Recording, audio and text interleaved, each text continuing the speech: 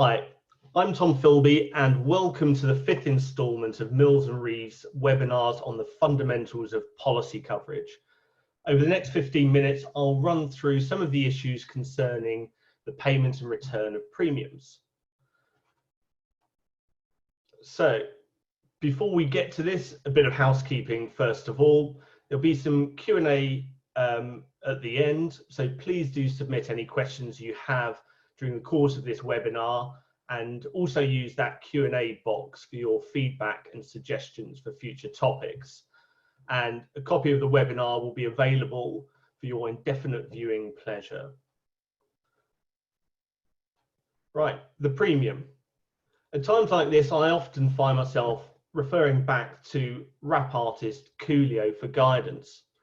As he once said in his 1997 hit single Money Dollar Bill, it takes money to buy that TV set and money to place that casino bet. And he even has the audacity to suggest that before your lawyer get you free, he asks how you'll pay his fee.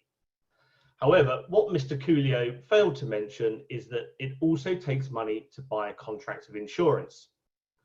For a valid policy, there must be an express or implied agreement in respect of the amount of the premium and its method of payment.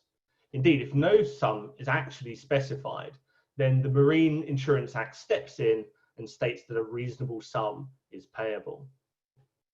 There are said to be four elements that make up premium: the basic risk premium, a loading for random fluctuations, the brokerage, and of course profit. Some say this calculation is based on complex algorithms. Others suggest that all you need is the back of a fag packet. But either way, it's extremely rare for issues concerning the assessment of premium to come before the courts, unless it's in the context of an agent's negligent underwriting. If an issue does arise, then it's more likely to concern the timing of the payment. Some policies are only issued once payment has been received, but most policies that I come across provide for payment within a prescribed number of days following inception of the policy. This means that if a loss arises before the premium has been paid, it will still benefit from cover under the policy, providing that the premium is subsequently paid within the prescribed period. And in determining whether the premium has been paid on time, it's important to note that payment to the broker does not relieve the policyholder of its duty to pay the insurer, unless of course the broker has been authorised to accept premiums on the insurer's behalf. So policyholders need to leave ample time before the due date to factor in that further hop between broker and insurer, and brokers in turn need to be mindful of their own duties to their clients and not inadvertently become the weak link in the chain, which could obviously prove very costly. So what happens if you fail to pay the premium on time?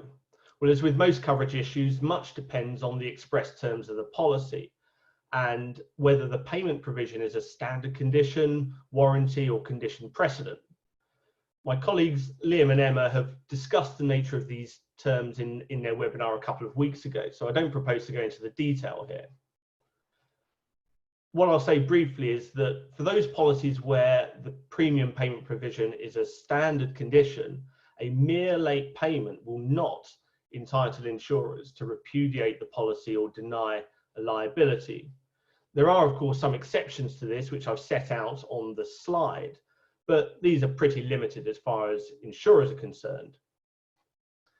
If insurers seek a bit more bites to their premium payment deadlines, then it's the premium payment warranty they'll want. The policyholder warrants to pay the premium by a certain date during the currency of the policy.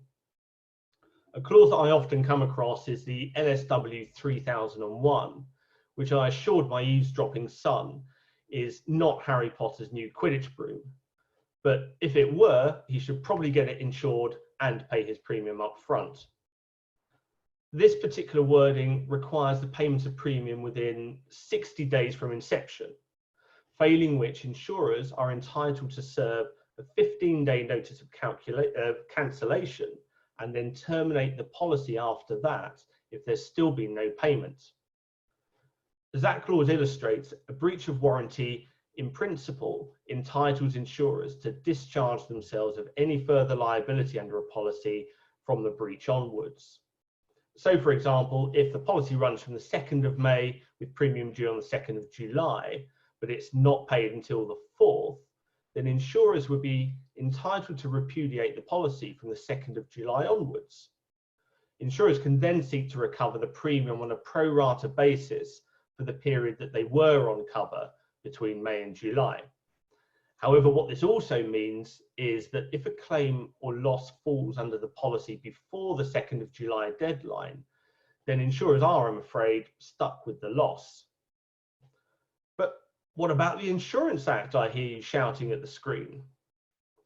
Well, indeed, for policies incepting after the 12th of August 2016, Section 10 of the Insurance Act abolishes the right to repudiate a policy for breach of warranty, though insurers would still be relieved of any liability arising during the period of the breach. So in my example a moment ago, any loss or claim that lands on the 3rd of July would fall into a black hole of uninsuredness. But once the premium had finally been paid, albeit late, the cover would kick back in. But if an insurer is still baying for more blood, then Section 16 of the Insurance Act entitles the parties to contract out of the Section 10 abolition or repudiation. However, insurers must make sure that the nature and effect of the so-called disadvantageous term is very clear and unambiguous, and preferably marked with a concerned face emoji in the margin. The Nimbus LSW 3001 seems to me to satisfy the requisite requirements, but it's always a risky business when seeking to circumvent the Act and erode a policyholder's rights. I should also briefly mention conditions precedent. A CP to the very inception of the policy seems to me conceptually odd. Why not just insist on payment before the policy is issued? Much simpler and more certain. As to a CP to liability for a loss or claim, the case of Pacific and Hazel makes it clear that the courts are very reluctant to construe a payment provision as a condition precedent unless this is made explicitly clear in the policy. And it also strikes me that the court would probably just end up construing it in reality as a warranty, and then you're back in Section 10 territory anyway. And naturally, we can't refer to reliance on policy terms without mentioning waiver. Suffice to say, it's relatively easy for insurers to waive a position in relation to the non-payment of a premium, and particularly when chasing outstanding premiums is likely to be dealt with as a back office function and not by the underwriter or adjuster that might be tasked with reviewing policy coverage. In the Grand Union reinsurance case, the reinsured failed to make its periodic premium payments on time repeatedly, but reinsurers continued to make demands for further premiums as they fell due. In doing so, the court held that these demands represented unequivocal acts affirming the contract and prevented reinsurers who'd got hit by claims from relying on the premium payment warranty to repudiate the policy. So the practical tips that flow from this are pretty simple. For insurers reviewing policy coverage on a first notification of loss, check the premium position. Has it been paid, and if so, when, being the most obvious questions? And if this throws up potential issues, then further investigations will be required that might not be as straightforward as you think. And obviously be careful not to inadvertently waive a position in the meantime, such as by making a payment request. For brokers, just make sure you do everything in your power to get those premiums paid by and on behalf of your clients well in advance of the due date. Even if you feel the validity of a premium payment warranty could potentially be challenged, that's not really a position you want to find yourself in where avoidable. So we've talked a lot about the situation regarding the failure to pay a premium or to do so in a timely manner. But if the policy if the policyholder gets over that particular hurdle, when do the roles switch and insurers find themselves either volunteering or being compelled to return the premium paid? One key principle is no risk, no premium. This might arise where the insurance contract is declared void for mistake. So, for example, the policies mistakenly believe that they have insured a genuine wall mural by Mondrian, only to discover it was painted by a teenage boy in his bedroom that gave up art to go into the law. Or this might arise where the risk disappeared before the policy began to run. So, for instance, if insurance is purchased to cover the losses during a month-long sea voyage from London to Timbuktu, but the sailors have a pre-voyage party and accidentally sink the ship the day before it's due to depart, then the risk disappears, and therefore so does the consideration for the premium. As a result, the policyholder is entitled to recover the full premium paid. But once the risk is engaged, it's generally the position that the whole premium has then been earned. So if the ship did successfully leave port, but sunk just 2 hours into its month-long voyage, then the insured is not entitled to recover any proportion of the premium. It looks like I'm missing a slide there, but the no risk, no premium principle does, however, become a little more challenging where there exists a potential divisible risk, only certain of which have been engaged. So, for instance, if the insurance was effectively for 2 voyages, London to Timbuktu and then back again, this has the potential to be construed as 2 separate insurances, such that if the ship sunk on the outward journey, then the insured is potentially entitled to a return of premium that is attributable to the return leg, which will now never happen. The practical tip here is don't get on a boat. I can also see how outside of the marine context, a divisibility of risk might also arise in a construction context, and particularly where there are project-specific insurances issued with perhaps distinct phases of work mapped out under the policy. And we all know, quite frankly, anything can happen at any time on the construction site, and it probably will. It's also worth mentioning illegality of the insurance, as the position is perhaps a little unexpected. I've come across many policies written out of the London market in weird and wonderful jurisdictions, where the local laws and regulations can impact on the policies, even if the policy is expressed to be subject to English law. For instance, I found out in one matter that London insurers can't write business directly in Mauritania, and that any policy that purports to do so will be deemed illegal. The risk has to be fronted locally and reinsured 100% back into London. But no worries if you get this wrong. No need to rush back to your office cum bedroom to sort out the mess. The general rule is that the insured cannot recover any premiums paid in ignorance of the law as to the validity of a contract, even if that mistake was induced by the innocent misrepresentation of the insurer. So if you're a Mauritanian rice merchant that's misguidedly obtained insurance in the London market directly and paid a premium for this, the insurer would still be entitled to retain the premium, even though that insurance is in fact illegal and invalid. A policyholder can, however, recover its premium payment if it was ignorant of the facts which made the insurance illegal. But I have to say, I'm struggling to think of any clear examples here.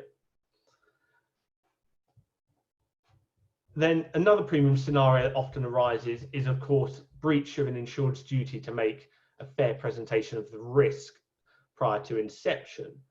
This has already been dealt with by my colleague Neil Howes in a previous webinar, so I don't propose to revisit. The short point is that deliberate or reckless breach means no return of premium, but not so for innocent breaches. The key scenarios and premium consequences are on the slide. And finally, if the premium is to be returned, well, what happens? As I mentioned at the outset, the premium is made up of a number of parts, including the commission paid to the broker. Now, one issue that the English courts have cleverly managed to sidestep all these years is whether insurers are required to return the gross premium amount or simply the net amount that they received. So that excludes the brokerage. It's a difficult toss-up as to the unfairness of the insured of only getting back some of what they paid, and an unfairness on insurers in having to pay back more than they ultimately receive for undertaking the risk. There may, of course, be instances where it's appropriate for the broker to give up their brokerage, but that will often not be the case, actually. There's no clear answer to this guidance as far as I'm aware. And this is just one of those situations that will come down to the assessment of the circumstances. And on that note of uncertainty, I hand over to the fate that faces me for the Q&As. Harriet Strevens, a lawyer in our insurance team, will be the question master. But very quickly, before I hand over, just a reminder that next Thursday at 11 AM, my colleague Andrew Tobin, who you may have seen on the first webinar, will be presenting 15 minutes on loss and causation. Thank you, Tom, for that masterful delivery. We have two questions that I'd like you to address. The first one is, are there any situations where the broker is liable for the premium, and what happens if they're late in passing on?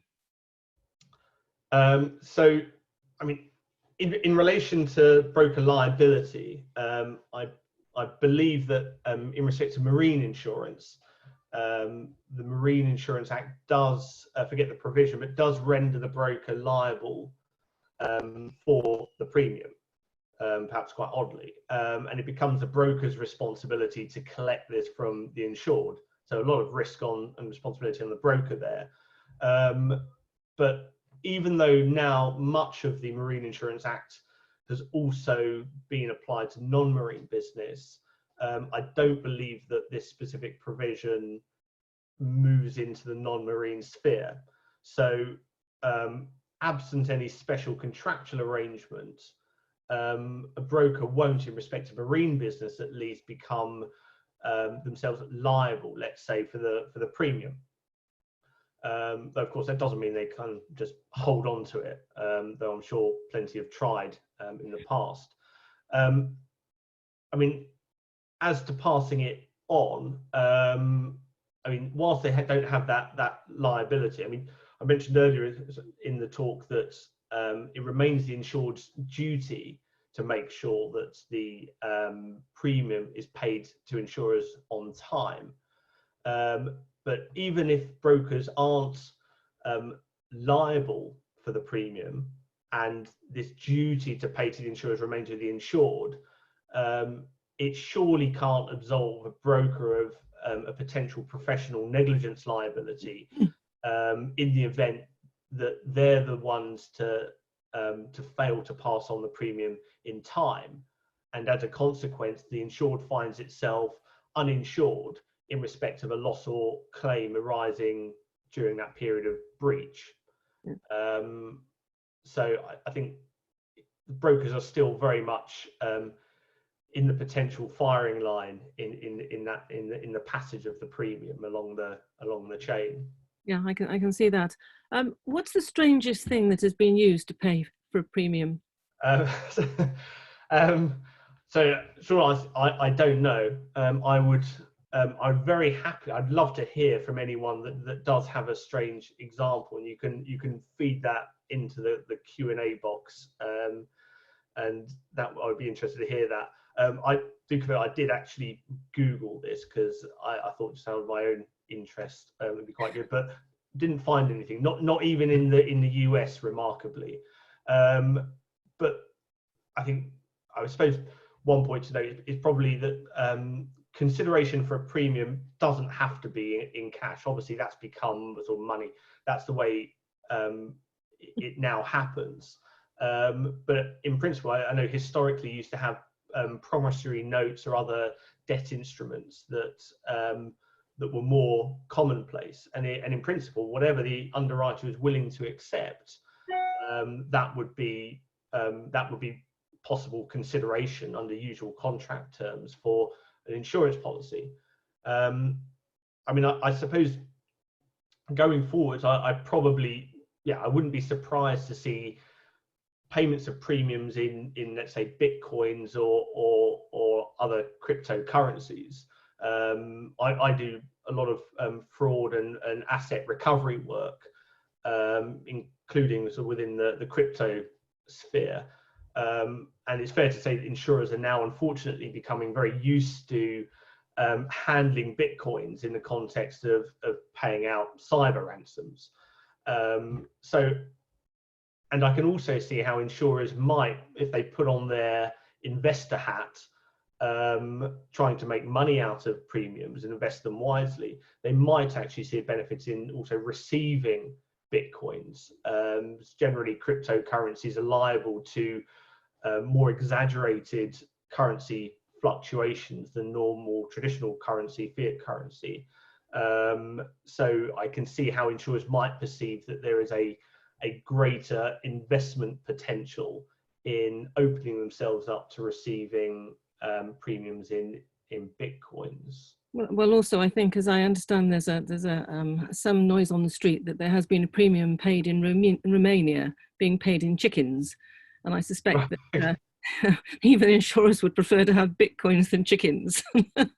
Oh well, yeah, absolutely. But if all you're going to do is spend the premium to buy chicken to eat, then why not cut out the middleman and go straight for the chickens, I suppose. Yeah, I agree. But yes, each underwriter to him or herself, I'd say. Well, thank you for those answers. We don't currently have any other questions, and if we do in the short term, we'll certainly try to deal with them independently after this webinar. But over to you, Tom, to close up. Great. That's a slide I probably should have shown. So I think thank you very much for attending. Hopefully you got something out of it. Again, we'll stop the webinar shortly, but leave it open for a few minutes just to give you a chance to enter any feedback you might have or suggestions for future topics. You can do all of that within the Q&A box. Or if you've got any examples other than chickens of premiums paid, or if you'd like to connect and sort of get in touch and take matters offline as well. So just leaves me to say thank you very much, and look forward to seeing you all at the webinar next Thursday.